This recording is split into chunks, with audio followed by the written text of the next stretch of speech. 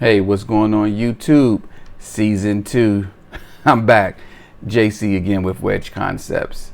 And this is going to be one of those videos where I'm going to tell you a story. A story about the South, about the Civil War, about collateral, lending, and wealth. So if you're interested, stick around. If not, check out my other videos. So let's get to it.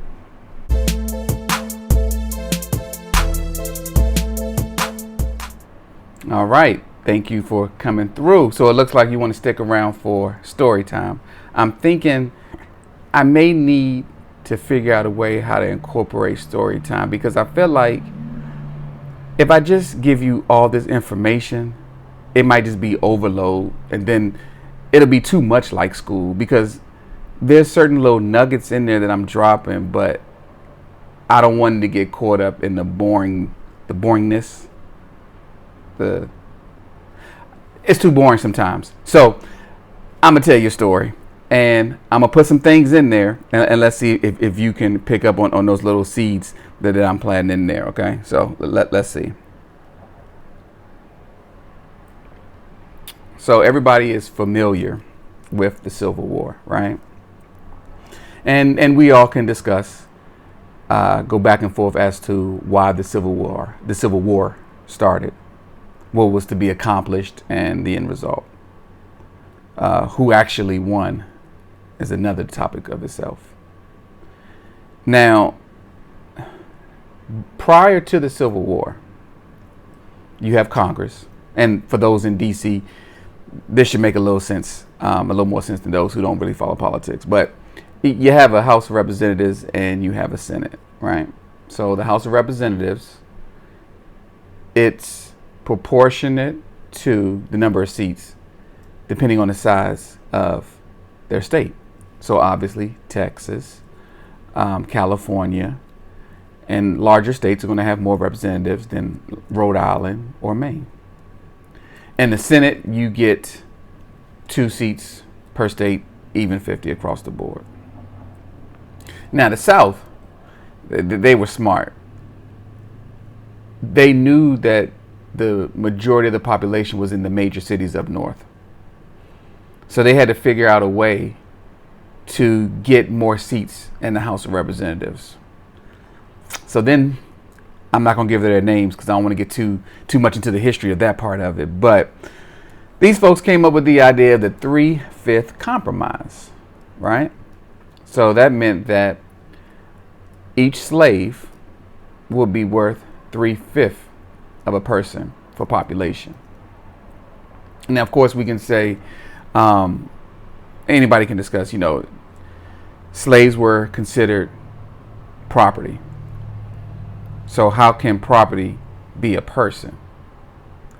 Well, we can use them as people, not full people, if it benefits us in Congress. You feel me? So even though they're property, we still need to use them somewhat as a person, but not as a full person, so we can get more seats. All right. So that's where the whole 3/5 compromise comes from. Now, the Civil War happens. The South is destroyed, if you will. And now it needs to be rebuilt. You have all of these wealthy plantation owners, people who, these Southern whites, if you will, they don't have any labor. Their houses and land has been torched and ransacked, and how do they rebuild?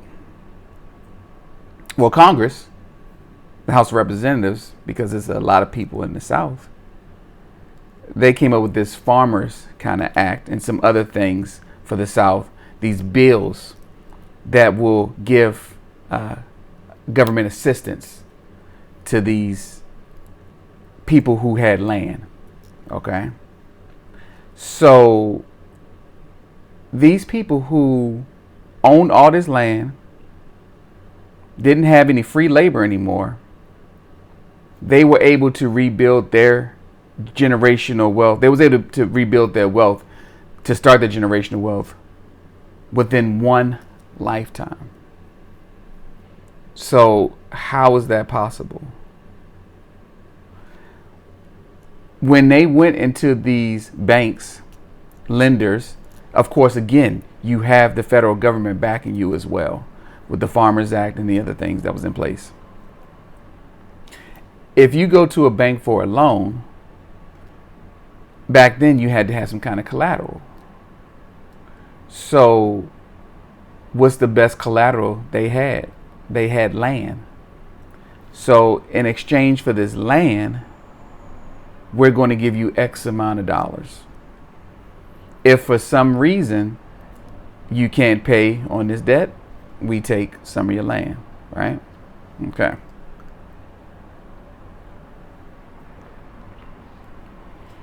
Knowing that land was the key to rebuilding the South, as far as using it for collateral, one of the first things they had to ensure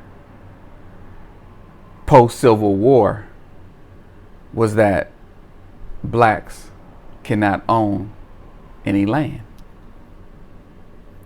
Because if they own land,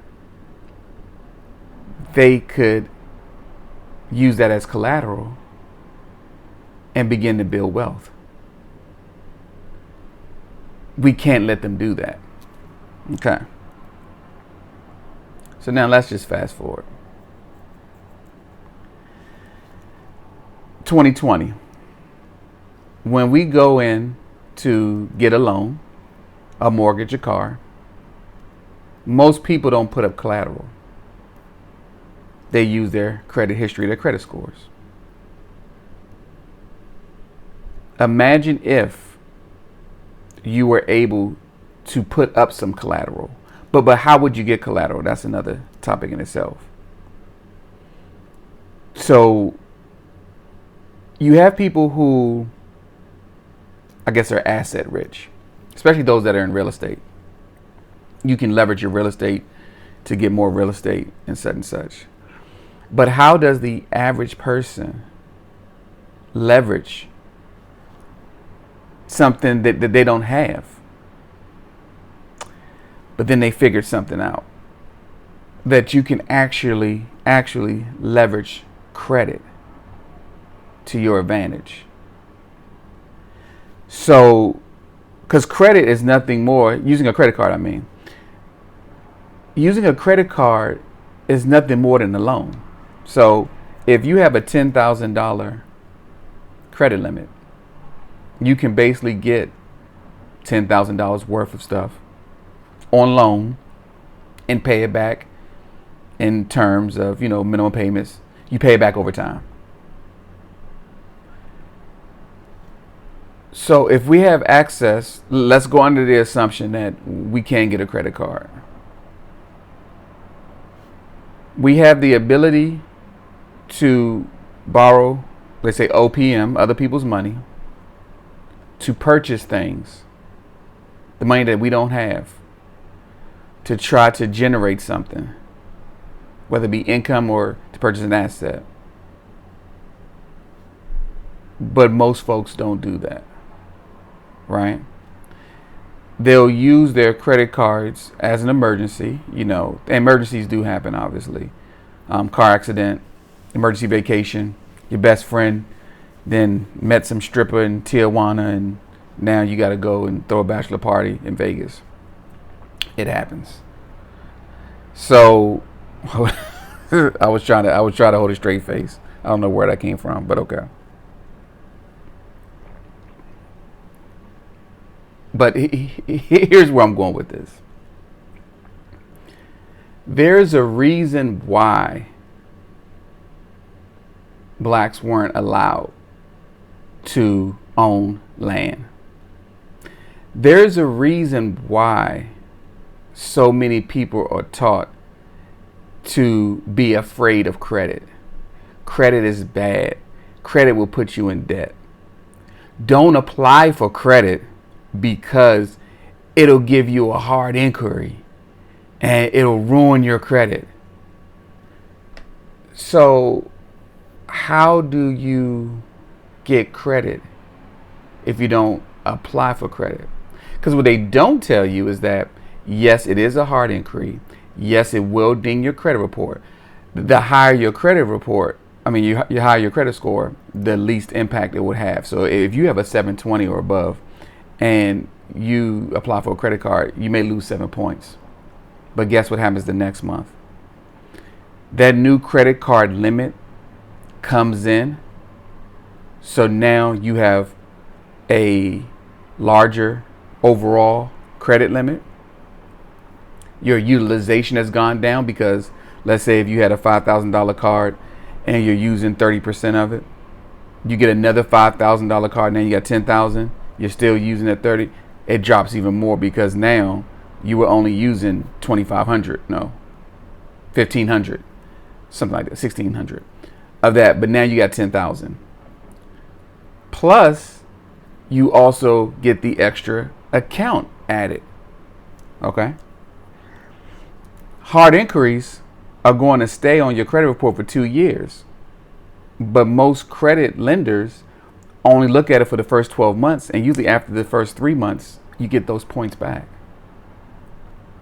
So now, of course, if you're about to get a house or you're about to make a major purchase, then obviously you want to be mindful of your hard inquiries.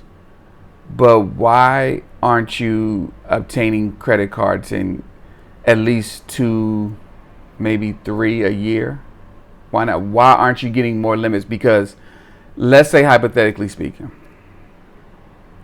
let's say you had 3 credit cards. They each had $10,000 on them. What would you do with it? Would you even know what to do with it? Hopefully, you can use at least 5,000, 7,000, maybe even 10,000 of it to take some courses, go back to school, invest in yourself, start a business, something that can give you leverage, that good kind of debt. Okay?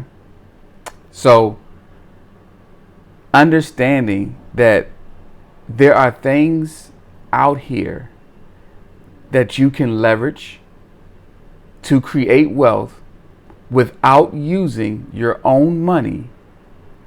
Be mindful of the messages that you're hearing, that you're receiving, and look at your current situation and say, when was the last time I've taken this credit card and bought something that actually returned some sort of value to me? I'm not talking about those great pair of shoes or that vacation you took. I'm talking about something that I know a dude. You hear the chopper? They coming. So let's see. I don't think they over here. Yeah, they coming for you, bruh. So I guess I better wrap this up. I guess I'm talking too much, and so the choppers, the boys are coming. But I know a dude who, he went ahead and took $2,000 on a credit card. He had like a $5,000 credit card limit.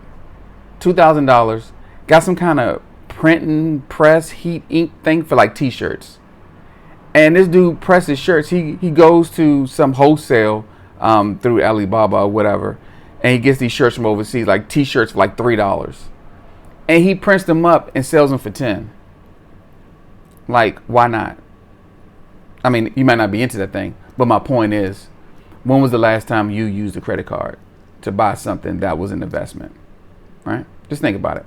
All right. So if you stuck around this long, hopefully you learned something.